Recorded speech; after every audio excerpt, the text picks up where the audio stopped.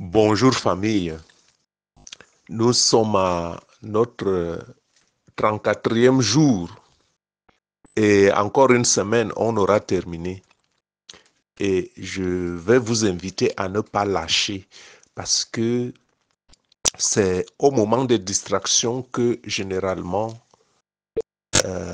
l'ennemi frappe. Nous avons entrepris depuis plus de 30 jours un jeûne, je dirais 34 aujourd'hui, un jeûne de 40 jours. Nous ne sommes pas morts, nous sommes en vie. Et nous allons continuer après les 40 jours de prier, prier sans relâche, comme le Seigneur nous le recommande, prier en tout temps et à chaque instant. Parce que des fois comme ça, quand on met le feu à l'ennemi, ça le gêne. Et nos prières ont, la prière fervente du juste a une grande efficacité. Et sur le plan spirituel, dit le Seigneur, que nos prières changent quelque chose. Même si vous ne voyez pas encore un résultat visible, sachez que ça change quelque chose. Persévérez, persévérez. Le Seigneur nous recommande la persévérance jusqu'à ce que l'ennemi lâche. Mais l'ennemi est très malin. Quand vous lui mettez le feu, il se retire, attendant les moments que vous retombez dans la distraction ou que vous baissez les mains. Vous lui donnez la relâche. Donc, il ne faut pas relâcher. Après le jeûne, donnez-vous de la peine, continuez de prier. Continuez de prier. Pourquoi? Notre état d'esprit joue un très grand rôle dans ce que nous sommes. Je dis que notre état d'esprit joue un très grand rôle dans ce que nous sommes. Et de manière générale, beaucoup de personnes, et même dans le peuple de Dieu, s'estiment souvent victimes de la vie et tendraient donc de vivre dans l'amertume, ou bien certains choisissent même à ce moment-là la jalousie, accusant les autres comme si ce qu'ils sont, ce sont les autres. Bon, accusant les autres ou même accusant Dieu de ne pas faire d'eux ce que les autres sont, ou alors ce qu'ils imaginent vouloir devenir. D'autres personnes se contentent de ce qu'ils font, ils se contentent de ce qu'ils ont et ils se contentent de ce qu'ils sont. Ce sont des personnes donc tièdes. D'autres, par contre, sont conscients qu'ils sont privés d'une vie de gloire en Jésus-Christ. Parce que Jésus a dit à la croix que tout est accompli. Et donc, s'ils sont conscients qu'ils sont privés d'une vie de gloire en Jésus-Christ, ils luttent. Certains sont donc conscients de lutter contre soi-même, lutter contre son propre péché pour s'améliorer. Et d'autres estiment que ils luttent contre les forces et vents contraires, extérieurs. Ici, tout vent contraire, tout azimut, tout vent confondu. Que ce soit les ennemis visibles ou invisibles. Et par conséquent, le croyant, quel que soit le chemin auquel il appartient, j'ai fait une ébauche, quel que soit le chemin auquel il appartient, le croyant doit être conscient qu'il a un ennemi qu'il faut combattre. Mais faute de manque de stratégie de combat, le croyant est souvent désorienté, faute de stratégie de combat. Parce que luttant le plus souvent contre un ennemi visible, un ennemi invisible est mal connu, qui tire les ficelles dans les ténèbres. Donc l'ennemi tire les ficelles dans les ténèbres et agit aussi des fois, pas même des fois, le plus souvent à travers des agents visibles, ceux qui nous côtoient et qui ne craignent pas Dieu. Il faut donc les reconnaître. Il faut donc les reconnaître. Et il faut donc quand on croit, quand on est dans la croyance, il faut aussi une certaine connaissance. Et voilà pourquoi l'Éternel Dieu dit en Osée au chapitre 4, verset 6, « Mon peuple est détruit parce qu'il lui manque la connaissance. » Il nous faut donc une bonne connaissance pour mieux combattre. Une bonne connaissance aussi bien des valeurs du royaume de Dieu que les stratagèmes de l'ennemi qui trop souvent supplantent nos vies. Parce que des fois, il faut l'avouer, nous lui ouvrons nous-mêmes les portes de notre vie. Des fois par des choses très simples, des choses simples comme nos émotions. Par exemple, la tristesse. Dieu nous demande de ne pas dormir sur la tristesse. Des choses comme la haine. Nous ouvrons les portes à l'ennemi par les choses comme la haine, parce que les Écritures disent clairement que celui qui n'a pas l'amour de Dieu n'est pas de Dieu. Celui qui n'a pas l'amour de Dieu n'est pas de Dieu. Nous ouvrons la porte à l'ennemi avec les choses comme la jalousie, le manque de pardon. Dieu nous demande de pardonner parce que lui nous pardonne. Et Dieu dit que si nous ne pardonnons pas, nous ne serons pas aussi pardonnés. Aussi simple que ça. Et alors, si nous ne sommes pas pardonnés, l'ennemi se saisit de ça. Le manque d'amour, comme je disais tout à l'heure, celui qui manque d'amour n'est pas de Dieu. Les Écritures sont claires là-dessus. Et bien même que des fois, à ces états, ces émotions, vous avez peut-être raison de vous trouver dans cet état d'émotion, mais le Seigneur nous demande de changer radicalement. Radicalement. Parce que ces émotions ne nous apportent pas généralement la solution à nos problèmes, mais nous détruisent le prochain et nous détruisent nous-mêmes de l'intérieur et même de l'extérieur. On a vu beaucoup de personnes tomber malades juste parce que ils ne supportaient pas, ils n'avaient pas un moral assez fort pour supporter ce qu'ils ne pouvaient pas pardonner. Or, en pardonnant, vous faites du bien d'abord à vous-même. Et par conséquent, donc, ces mauvais sentiments-là, la tristesse, la haine, la jalousie, le manque de pardon, le manque d'amour, nous devons faire tout pour bannir ces choses qui appartiennent plutôt au diable. Parce que le diable s'empare toujours de ce qui est contraire à la volonté de Dieu. Et voilà pourquoi le royaume de Dieu, étant un royaume de paix, un royaume d'amour, un royaume de joie, un royaume de félicité, voilà pourquoi ce sont ces valeurs-là que nous devons rechercher. Je ne dis pas que le mal qu'on vous a fait n'est rien, mais nous disons que il faut chercher à surmonter parce que c'est les pièges, c'est les portes par lesquelles l'ennemi passe pour supplanter votre vie. Et donc, vous devenez vulnérable parce que vous lui ouvrez la porte et quand lui, il entre, là, ça devient difficile de le faire sortir pour renverser la situation. Et voilà pourquoi j'expose quelques éléments ici qui nous aideront dans le combat contre l'ennemi et pour une prière efficace qui nous amène sur le chemin de l'élévation spirituelle. Notre socle est la foi en Jésus-Christ.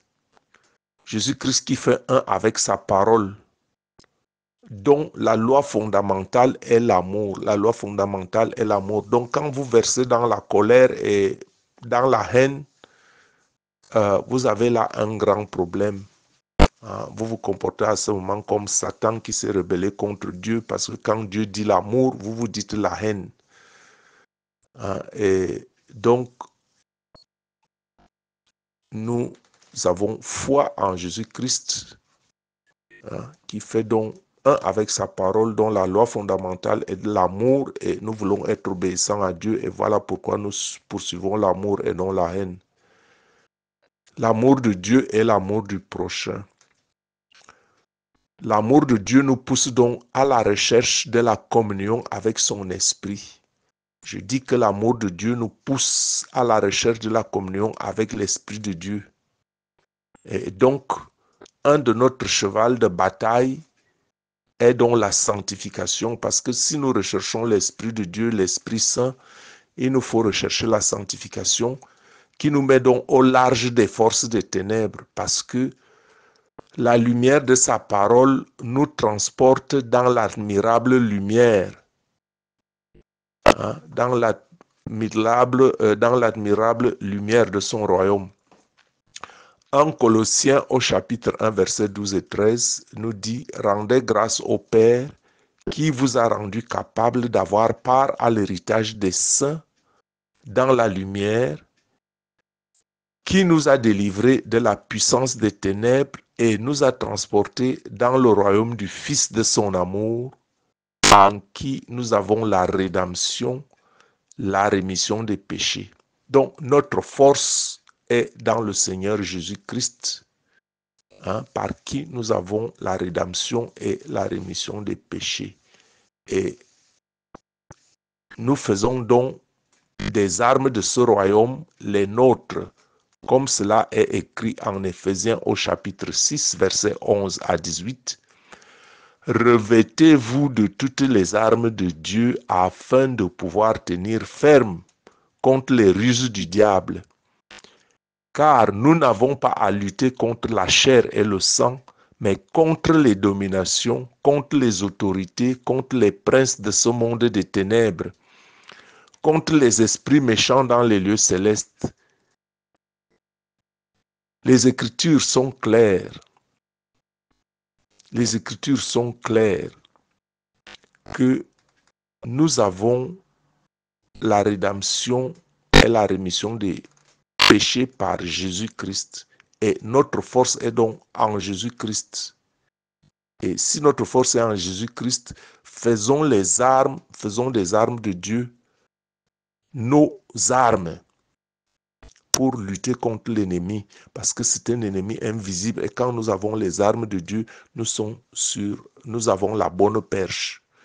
Et voilà pourquoi les Écritures disent « Revêtez-vous de toutes les armes de Dieu afin de pouvoir tenir ferme contre les ruses du diable. » Car nous n'avons pas à lutter contre la chair et le sang, mais contre les dominations, contre les autorités, contre les princes du monde des ténèbres, contre les esprits méchants dans les lieux célestes. Donc, si nous voulons vaincre, nous luttons avec des ennemis qui sont plus forts que nous.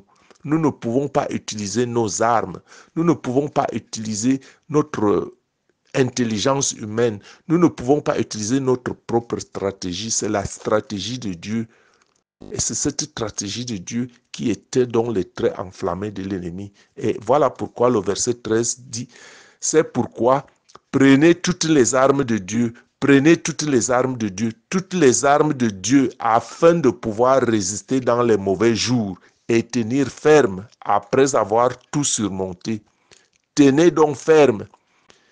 Ayez à vos reins la vérité pour ceinture. Revêtez-vous de la cuirasse de la justice. Mettez pour chaussure à vos pieds le zèle que donne l'évangile de paix.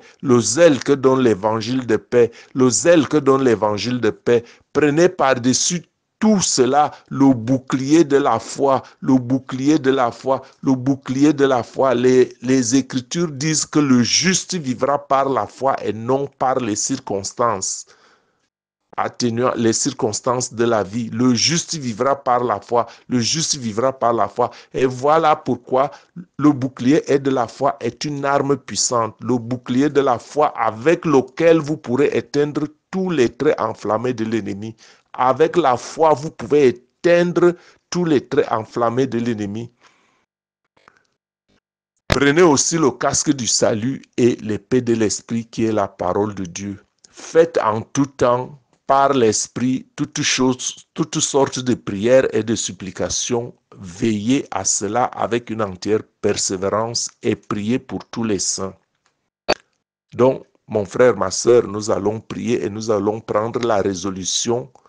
Tu dis avec moi, je prends la résolution de fuir et de rejeter le mensonge et les médisances. Je prends la résolution de fuir et de rejeter le mensonge et la médisance et d'embrasser la vérité et la justice, même dans les petites choses. Je chausse à mes pieds le zèle de l'évangile de Jésus-Christ, l'évangile qui apporte la paix du Seigneur par le biais du bouclier de ma foi que je mets en lui. En lui, Jésus-Christ, le prince de la paix, et ainsi éteindrai-je les traits enflammés de l'ennemi. Je porte le casque du salut, le sang de la rédemption et l'épée de l'esprit qui est la parole de Jésus-Christ me donne la victoire sur mon péché propre et sur tous mes ennemis. Je prends la ferme résolution de prier en tout temps et en persévérance. Nous prions. Psaume 91. Celui qui demeure sous l'abri du Très-Haut repose à l'ombre du Tout-Puissant. Je dis à l'Éternel, mon refuge et ma forteresse, mon Dieu en qui je me confie. Car c'est lui qui me délivre du filet de l'oiseleur, de la peste et de ses ravages. Il me couvre de ses plumes et je trouve un refuge sous ses ailes. Sa fidélité est un bouclier et une cuirasse. Je ne crains ni les terreurs de la nuit, ni la flèche qui vole de jour, ni la peste qui marche dans les ténèbres, ni la contagion qui frappe en plein midi. Que 1000 tombent à mon côté et 10 000 à ma droite, je ne serai pas atteint. De mes yeux seulement, je regarde et je verrai la rétribution des méchants. Car tu es mon refuge, ô Éternel, je fais du Très-Haut ma retraite. Aucun malheur ne m'arrivera, aucun fléau n'approchera de ma tente. Car il ordonne à ses anges de me garder dans toutes mes voies. Il me porte sur les mains, de peur que mon pied ne heurte contre une pierre. Je marche sur le lion et sur l'aspic, je foule le lionceau et le dragon. Puisqu'il m'aime, dit l'Éternel, je le délivrerai, je le protégerai, puisqu'il connaît mon nom. Il m'invoquera, je lui répondrai, je serai avec lui dans la détresse, je le délivrerai et je le glorifierai. Je le rassasierai de longs jours et je lui ferai voir mon salut. Donc, nous avons personnalisé ce psaume 91 pour une plus grande efficacité. Vous pouvez aussi prier ce psaume pour les autres, pour les gens que vous aimez, pour votre famille. Vous pouvez même mettre leur nom. Donc, le psaume est ici personnalisé pour nous-mêmes parce que nous menons le combat contre l'ennemi et nous mettons la foi dans ce que nous disons parce que nous savons que Dieu n'abandonne jamais les siens et c'est pourquoi il est dit ici que celui qui demeure sous l'abri du Très-Haut repose à l'ombre du Tout-Puissant. Et quand on dit celui qui demeure sous l'abri du Très-Haut, veut dire aussi que celui qui cherche la sanctification. Et l'abri du Très-Haut, c'est l'Esprit de Dieu qui nous a d'ombre. Quand l'Esprit de Jésus-Christ vient en nous et descend en nous, alors nous sommes sous l'abri de Dieu. Parce qu'il ne faut pas dire les choses pour dire. Après, vous allez dire que mais on a jeûné, on a prié, rien ne change. Quand on prie pour un but. Le but est la sanctification. Le but est d'abandonner le péché. Quand on abandonne le péché, l'Esprit de Dieu descend et nous jeûnons pour faire taire le corps afin que l'Esprit prenne la direction. Et quand l'Esprit prend la direction, alors notre esprit se lève pour recevoir, pour chercher la communion avec l'Esprit de Dieu. Et lorsque l'Esprit de Dieu est avec nous, alors nous sommes sous l'abri du Très-Haut. Je dis à l'Éternel, mon refuge est ma forteresse, mon Dieu en qui je me confie, parce que l'Esprit de Dieu devient donc notre refuge, qui va donc mettre les forces de l'ennemi en déroute. Lorsque l'ennemi viendra, on a vu que l'ennemi, on ne lutte pas contre la chair et contre le sang, mais quand nous luttons contre l'ennemi puissant, contre les forces des ténèbres, contre les entités des lieux célestes. Et quand ils viendront et qu'ils verront l'Esprit de Dieu, ils ne peuvent même pas s'approcher. Parce que l'Esprit de Dieu, c'est la lumière, l'Esprit de Dieu, c'est le feu. Donc, c'est cet esprit-là qui me délivre du filet de l'oiseleur, de la peste et de ses ravages. Il me couvre de ses plumes et je trouve un refuge sous ses ailes. Sa fidélité est un bouclier et une cuirasse. Je ne crains donc ni les terreurs de la nuit, ni la flèche qui vole de plein jour, ni la peste qui marche dans les ténèbres, ni la contagion qui frappe en plein midi. Que 1000 tombent à mon côté et 10 000 à ma droite, je ne serai pas atteint. De mes yeux seulement, je regarde et je vois la rétribution des méchants. Car tu es mon refuge, ô Éternel. Je fais du Très-Haut ma retraite. Il ordonne à ses anges de me garder dans toutes mes voies, parce que l'Esprit de Dieu ne vient pas seul. Quand l'Esprit de Dieu descend, l'Esprit de Dieu est l'Esprit des anges. C'est lui qui commande aux anges. Dieu, son esprit, c'est Dieu qui commande aux anges. Les anges sont ses serviteurs. Et voilà, quand l'Esprit de Dieu descend en vous, vous n'avez donc aucun malheur, vous n'avez à craindre aucun malheur. Vous n'avez à craindre aucun fléau, puisque l'Esprit ordonne à ses anges de te garder dans toutes tes voies. Ils te portent sur leurs mains, de peur que ton pied ne heurte contre une pierre.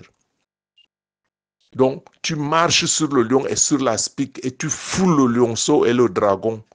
Puisqu'il m'aime, dit le Seigneur, puisqu'il m'aime, je le délivrerai, je le protégerai, puisqu'il connaît mon nom.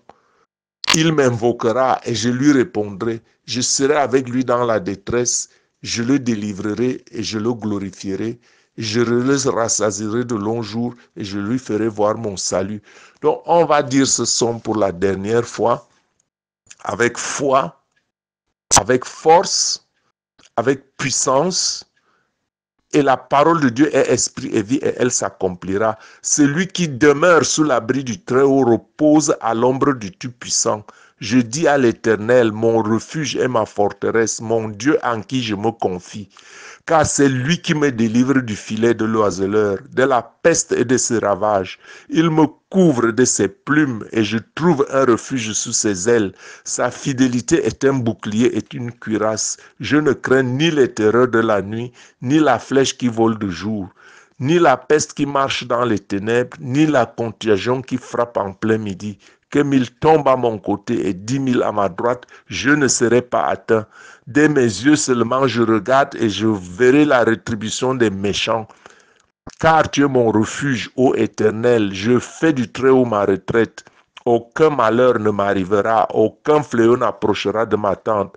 Car il ordonne à ses anges de me garder dans toutes mes voies.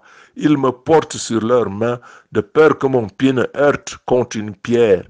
Je marche sur le lion et sur l'aspic, je foule le lionceau et le dragon.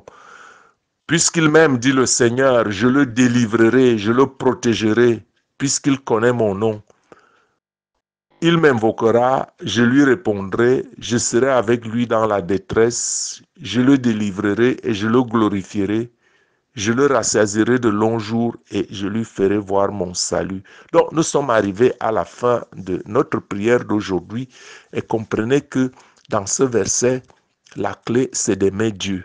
Dieu dit, puisqu'il m'aime, je le délivrerai. Je le protégerai puisqu'il connaît mon nom. Et alors, connaître le nom de Dieu, c'est quoi? Connaître le nom de Dieu, c'est vraiment le connaître, connaître qui il est, quelles sont ses voies, qu'est-ce qu'il aime, qu'est-ce qu'il nous donne comme recommandation quand nous l'aimons et quand nous l'implorons comment? Après nous être repentis et en recherchant la sanctification. Je suis votre frère et serviteur Gabriel Messi. Soyez bénis au nom tout puissant de Jésus-Christ. Je pense que cette prière vous fera du bien et au nom de Jésus, nous brisons tous les liens d'attache, nous brisons toutes les flèches des ténèbres, nous les retournons à l'envoyeur. Que le Saint-Esprit de Dieu vous garde. Que le Seigneur envoie ses anges vous entourer. Assez, c'est assez, Satan. Assez, c'est assez, Satan. Autant de vies sont détruites. Nous allons les rebâtir par la puissance du Saint-Esprit. Le Saint-Esprit restaure tout. Le Saint-Esprit restaure tout. Le Saint-Esprit restitue tout ce qui a été volé. Au nom de Jésus, ayez foi en lui. Il est capable. Amen.